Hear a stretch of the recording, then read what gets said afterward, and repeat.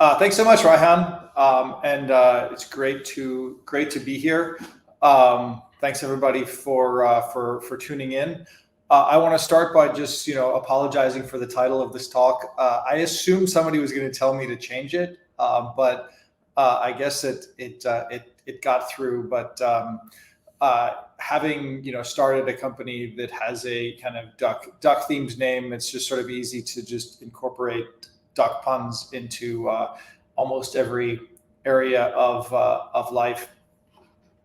But I appreciate that introduction. I've been working on databases for a long time, but they've all been proprietary and proprietary technologies.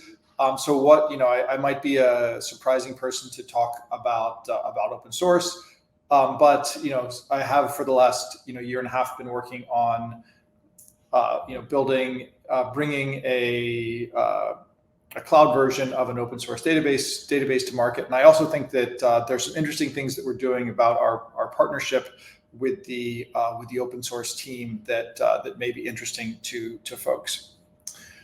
So just to start out with, what makes a great database? That wasn't necessarily the case a decade ago when there was a lot of kind of NoSQL databases that. Anyway, won't go into that. Performance, a lot of people kind of believe that performance is the most important thing in a database. I will try to disabuse folks of that notion. Ease of use, being actually, making it actually easy to use the database, or cute mascot. I think, luckily DuckDB has a cute mascot on the, so it has that one checked off, but most people, that's not the thing that they use to determine which database they're using.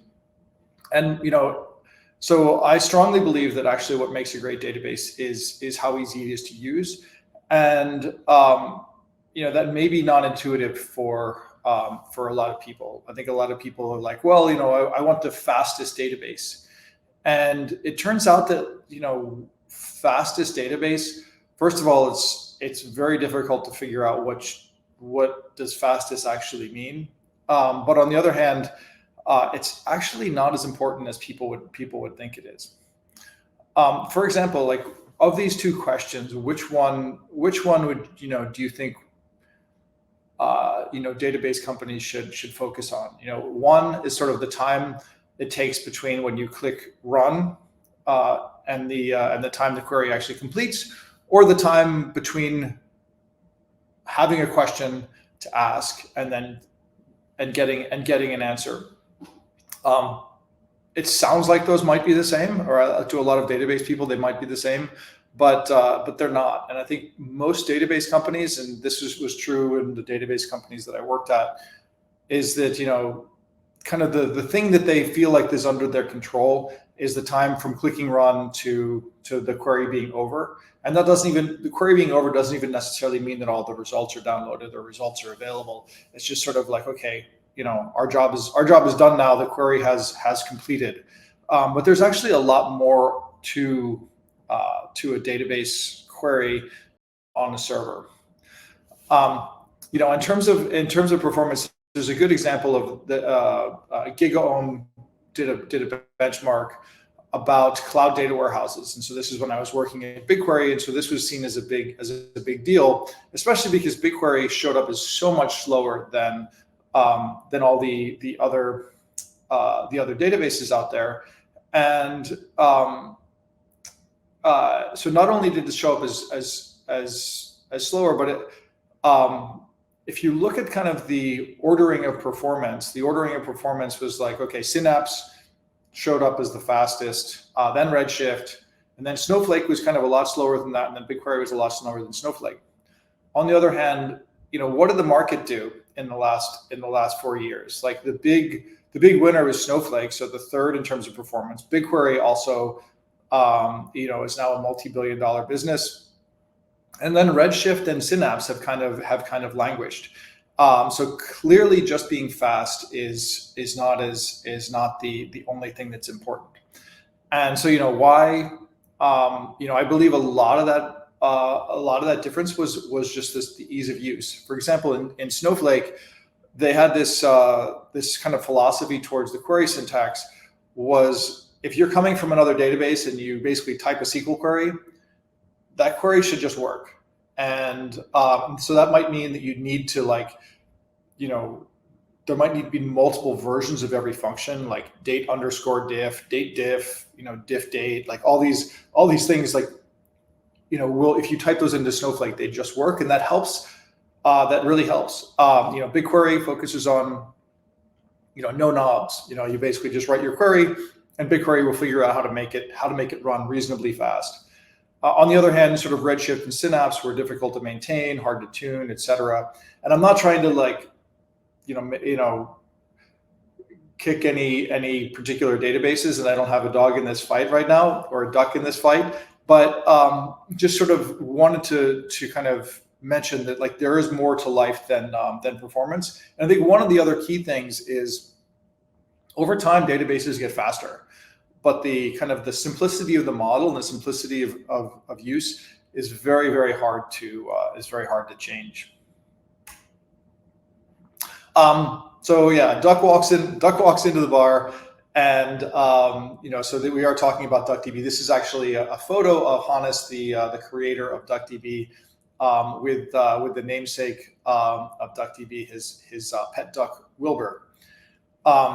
And so one of the things that Hannes set out to Hannes and his sort of co-founder Mark set out to figure out was, why don't data scientists like database? He talked to a lot of data scientists, and they all felt like they were all using something other than databases. And so, if you look at sort of the way data scientists, manipulate data, they're doing a lot of things that look like database functionality. If you look at sort of pandas, people are filtering and grouping by, or in R, via dplyr, they're basically doing the same sort of operations that look like database operations.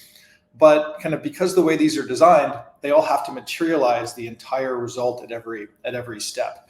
And they just, these are, libraries that are not designed by data people or database people, and so are, really not nearly as performant as they could be. But data scientists would continue to use these just because they have databases. Had a bunch of issues, and some of those issues were, okay, well, you have to install it. It's a pain to install a database. Most of the time it's a separate process or even a separate service. And then, okay, your data's in the database. Now, how do I get that into my, data science process, my Python, etc. That will, that can be difficult. Also, it's not necessarily integrated with your tools. So you have to figure out how to use drivers, the JDBC drivers or whatever drivers, and then also just sort of the execution model is not necessarily what people expect. So DuckDB can come to the rescue and actually solve a lot of these problems. So DuckDB was created by Hannes and Mark. They were working at CWI, which was it's a research institute in the Netherlands. And then so they created, the DuckDB Foundation, which actually owns all the IP. I'll talk about a little bit about that later. And DuckDB Labs is a company that is building DuckDB. So what is DuckDB? Well, it's a very lightweight in-process analytics engine, and that is taking the data world by storm. It's been growing like crazy, and I'll talk a little more about that in a little bit. It runs in process, so it's just a library. It makes it super simple to integrate. You have to move data from another process or another server. It's MIT licensed. It will always be MIT licensed, so it's free and open source. There's lots of great connectors to other programming languages, and it's growing like crazy. They do 1.5 million downloads on PyPy alone, and and then other, I think they're doing over 2 million downloads across various surfaces.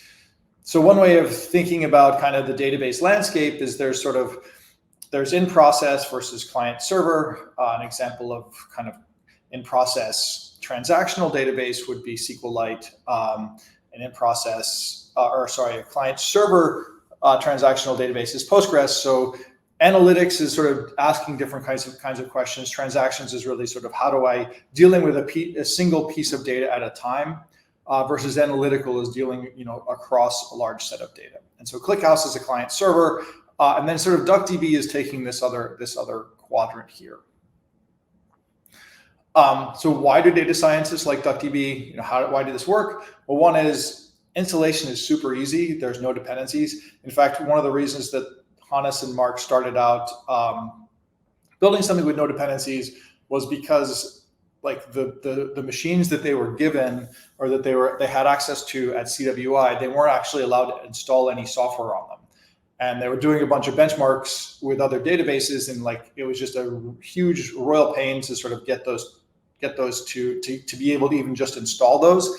And so they said, all right, our database is not going to have any dependency, so it's just a binary installation. You just copy the binary over. The egress of data from a database to your process, there's nothing actually needed because it's in process. It's in process. It can be in memory. It can also be on disk. But there's you don't need any drivers to copy data around. And then it's integrated with pandas and dplyr and Spark. I'll talk a little bit more about that later. And then the execution model is it just makes it so you can just directly query your data frames in either in R or in Python. And so it just really integrates with how you're doing your workflows. So yes, it was designed for data scientists, but I think data scientists have sort of like maybe are quite picky about what they need in a database, but if you can actually make those people happy, maybe you can make a larger subset of people happy as well. And that's been the case. So DuckDB has been increasing the velocity of its start history on GitHub. And then the DB engine. So DB engines is like for computer science or for database people is sort of the Premier League ranking standings in soccer that people follow very carefully. Like every first of the month, we recheck the ranking to see how things have changed. And since I started playing with DuckDB 18 months ago, it's basically just sort of been in this sort of rocket ship trajectory. And this is a log scale, so it's actually quite a strongly positive trajectory. So one of the cool things that DuckDB does, and I think this is around the idea of making things easy, is instead of just focusing on the things that you can do in the query, optimizing the query experience, they focus on the overall experience, which is a little bit like the difference between sort of focusing on the patty of a burger versus the entire thing. And some examples of things that they do that's different than other databases is like, as I mentioned before, you can directly query a data frame just by name. So it's just super easy. They were the first ones to support ADBC, which is sort of this Arrow new version of JDBC or /JDBC-ODBC, which is the way that people typically connect to a database. And they wrote a paper that said, hey, the way that people are connecting to databases is decades out of date, and there are better ways of doing it, particularly if you have for analytics data where kind of a column store would make sense. There's a drop-in replacement for dplyr if you're using R. There's a drop-in replacement for Spark, so the Spark compatible API, which is extremely powerful. It's just a library. It runs anywhere, including your browser. It has a tiny RAM footprint, so it can run anywhere where you have a spare 100 megs of RAM. No dependencies.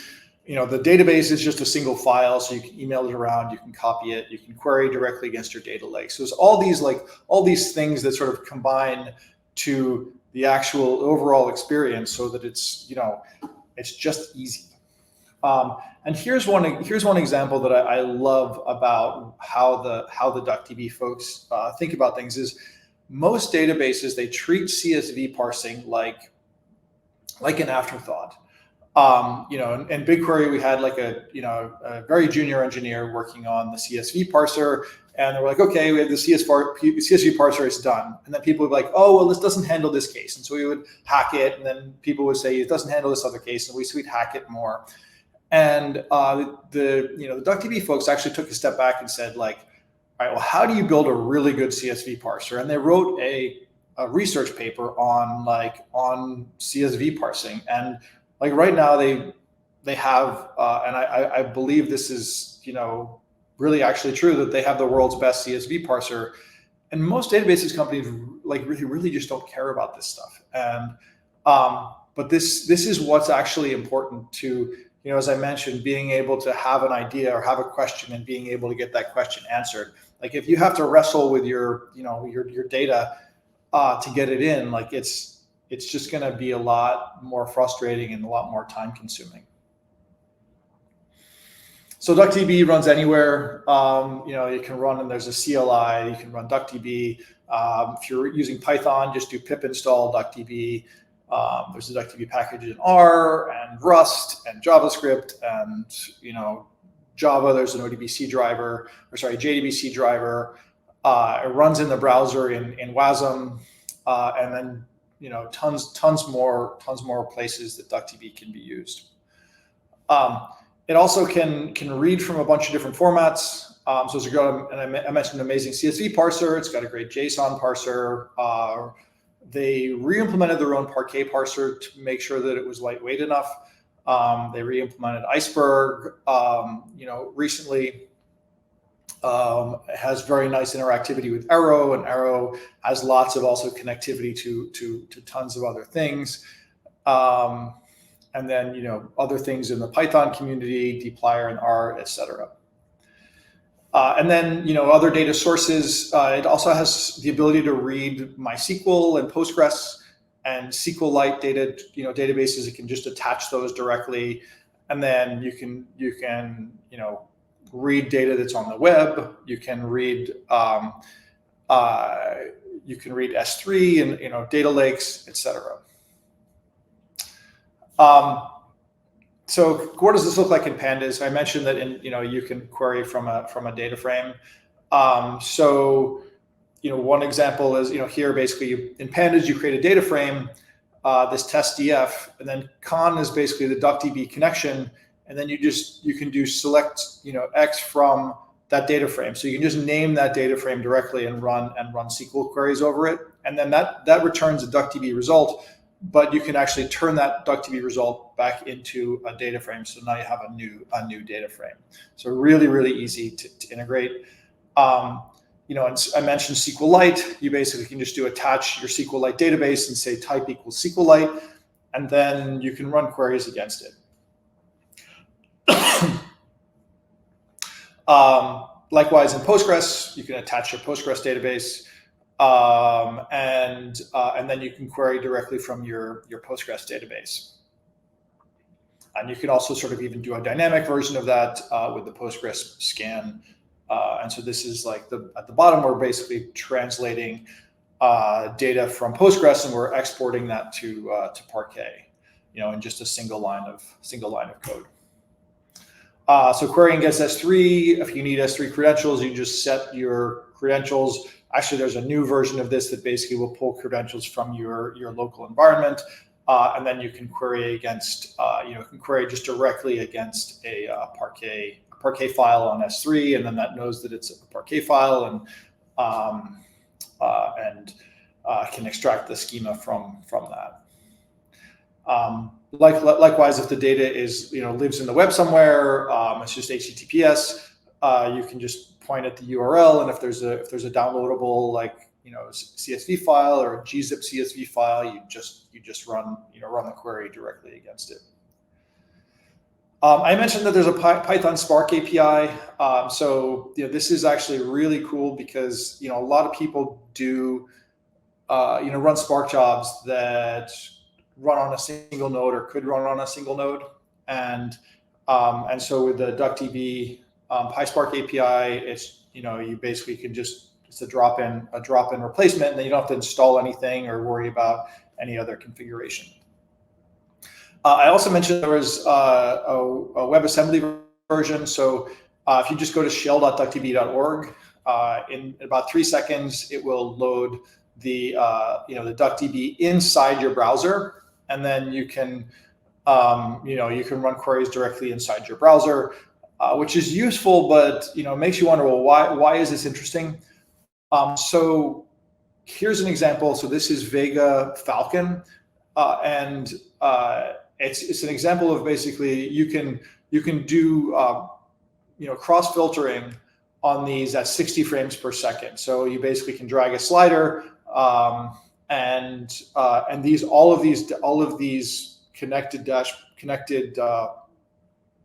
graphs update at literally 60 frames per second, which is is literally impossible if you have to talk to a database that lives elsewhere. So there's lots of other integrations in the Python ecosystem, et cetera, for visualization, for other data formats, et cetera. There's a SQL Alchemy driver that's quite good. So what about performance? So I've been downplaying performance. DuckDB is also quite fast, and benchmarking databases is quite hard. It's easy. You can create a benchmark that makes any database look good, and so here's one example of this. Was an away benchmark. This is a benchmark that somebody came up with a couple of years ago, and DuckDB was doing poorly on it. Actually, when I started looking at DuckDB, now it's basically kind of crushing, doing quite well, and following actually the benchmarking rules of thumb that the DuckDB folks actually, they published a paper on. This is how to actually do a good benchmark. And so another important thing is it's not just how fast is your database, but how fast is it getting faster. And this is something that DuckDB has done an extraordinary job of over the last few years, which is, this was something in 2021, DuckDB didn't even complete, and now, runs in 24 seconds, so super fast. Another very cool thing that they did is in order to support larger than memory operations, so that if you're doing like high cardinality aggregations, it doesn't run out. It doesn't actually fail. They made some changes to how DuckDB works, and that change made it way faster on a bunch of benchmarks. But it's like they're sort of playing a different game. It's like the performance was almost as an exhaust, as sort of a side effect of some of these other things that they were doing. And this graph basically shows that as you decrease the memory size, the query performance doesn't actually get that much worse. Laptops these days are super powerful. The CEO of Fivetran wrote a blog post about how DuckDB on his laptop was faster than a data warehouse running in the cloud. So just very briefly, I'm working on this startup called MotherDuck, and we're basically putting DuckDB in the cloud, building the serverless version of DuckDB, and it makes it super easy to use if you're using DuckDB, because you just need to change the database name. If you basically start your database name with MD:, then it will load the MotherDuck extension and start talking to us in the cloud. So DuckDB is the database. We are the serverless platform based on DuckDB. I want to briefly describe the open source model that we're using, because I think this is actually pretty interesting. So, DuckDB Foundation is a nonprofit that owns all the IP. It will ensure that DuckDB is always free open source. DuckDB Labs is the company that is a bootstrap company that Hannes and Mark own or run. Their goal is to make DuckDB available everywhere, and they have a support model, so you can pay them to support DuckDB for you. MotherDuck is the VC-backed company where I work, And our revenue is we're building database as a service in the cloud. But we basically gave Hannes and Mark and the DuckDB Labs folks a chunk of the Mother Duck equity when we started. So they are kind of economically incentivized for us to be successful. We also pay them for building things. In exchange, they gave us hooks into DuckDB and a limited exclusivity. And so anyway, I think this is a really good model about how open source can work, because we get to focus on making a great database as a service. They get to focus on making a great database, and then the open source product stays free forever.